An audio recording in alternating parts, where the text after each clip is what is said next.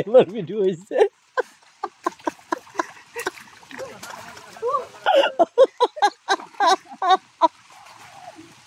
ও ও এবার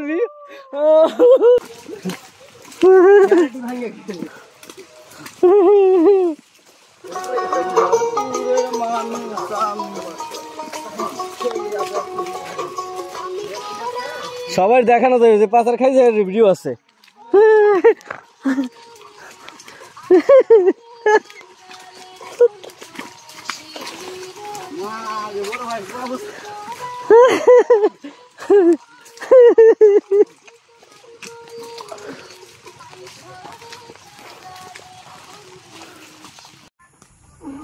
আসসালামু আলাইকুম।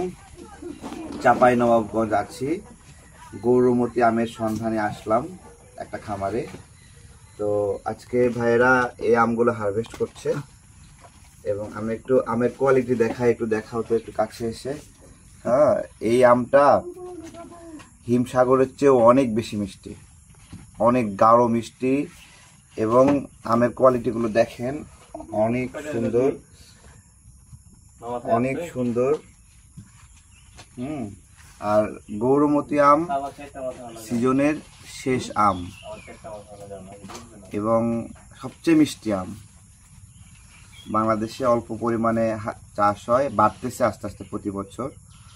হ্যাঁ, ওইদিকে একটু দেখাও ভাইদেরকে, ভাইরা কাজ করছে।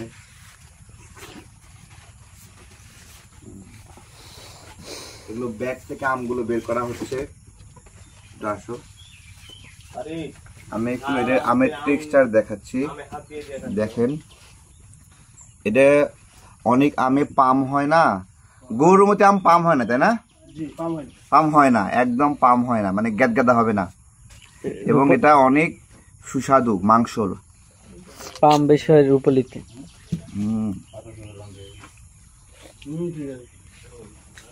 হিমসাগরেও পাম হয়, সবই কেটে নেবে যদি পাতা হয়। আর এটা চামড়াটা অনেক পাতলা।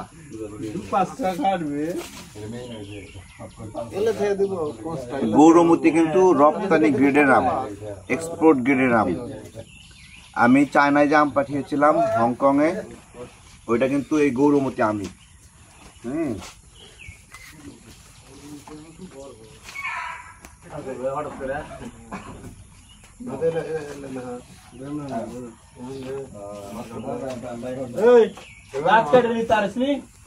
একটা দুটা পাতা থাকে, সবই নিতে 5টা কাটি হলো একটা করে।